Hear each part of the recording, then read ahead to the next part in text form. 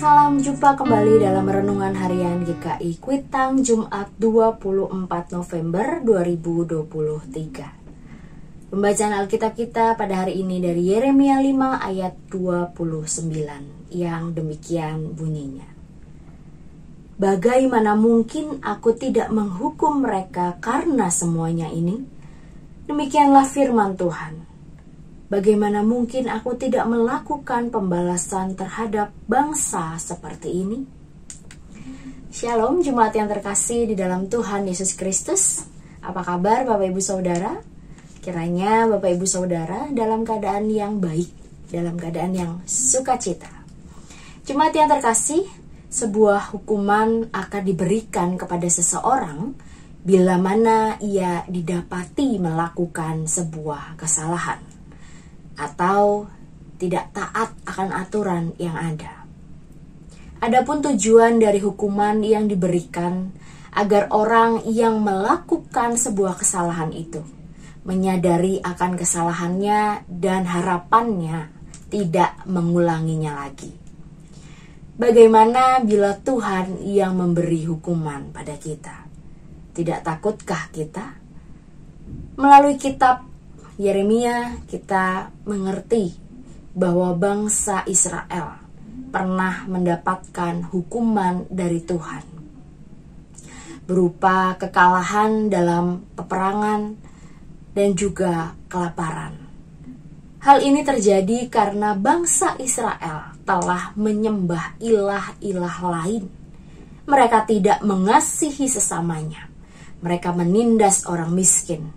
Dan mereka melakukan ketidakadilan kepada sesamanya. Tuhan pun menghukum bangsa Israel.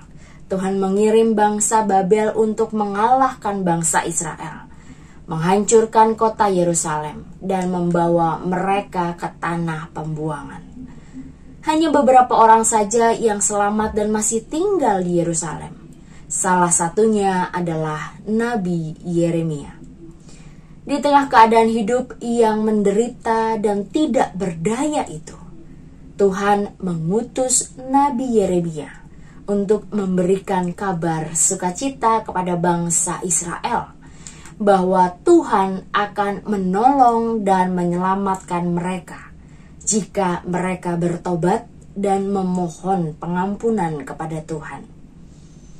Jemaat yang Tuhan kasihi, jangan menunggu Tuhan menghukum kita, baru kita sadar, baru kita memohon pengampunan kepadanya.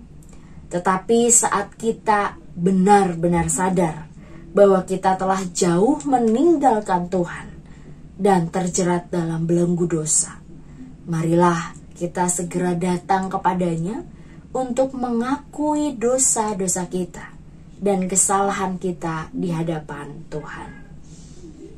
Tuhan selalu melihat apapun yang kita perbuat dan kita ucapkan. Ia tahu segala perbuatan dan dosa serta kesalahan kita. Karena itu, mari kita menjauhi dosa. Hiduplah taat dan setia kepada Tuhan untuk selama-lamanya. Berdoalah kepada Tuhan agar kita dijauhkan dari hukuman Tuhan. Berharaplah selalu akan kasih karunia dan belas kasih Tuhan, agar hidup kita beroleh pengampunan dan keselamatan. Berbahagialah kita yang diselamatkan dan diampuni dosanya.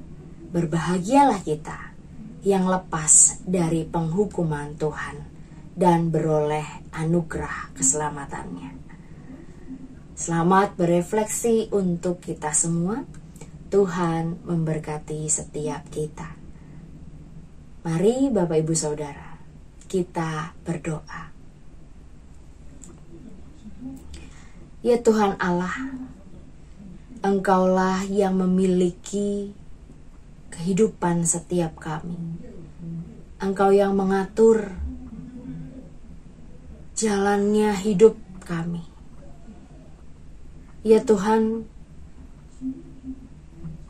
ampuni kami ketika kami tidak seturut dengan kehendak-Mu. Ya Tuhan, Mampukan kami menjadi anak-anak Tuhan yang terus takut akan Tuhan, sehingga kami dihindarkan dari penghukuman-penghukuman yang akan hadir dalam kehidupan kami. Ajar kami untuk menjadi anak-anak Tuhan yang terus taat, terus setia, terus mengutamakan Tuhan dalam hidup kami.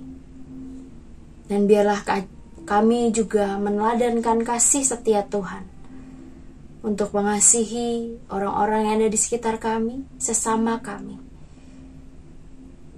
sehingga kami dimampukan menjadi berkat bagi mereka dan mereka merasakan